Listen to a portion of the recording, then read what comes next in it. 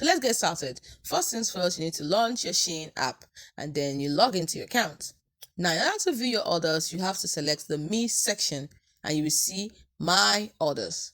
Then select View All. As you do that, you will see all the orders that you have placed till date. And you can also select Ship or Processing to get a refund of any order. Now, if you have not placed any order, you will see your order. You will not see it, but if you have, you will see your order right there. You also see the option for refund and then you just tap on it. But if by some reason or for some reason you cannot find your order, you also see an option for can't find your order or self-service to find your order. Tap on it and there you mention your type in your phone number to find your order. You can email or if you can type your phone number to find your order, your email, or simply your tracking number. Then you can also talk with the customer support by tapping on the headphone icon.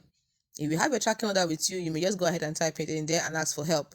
And just like that, they will try their best to help you and get you a refund for the item that you have placed the order for. And this is how you solve this problem.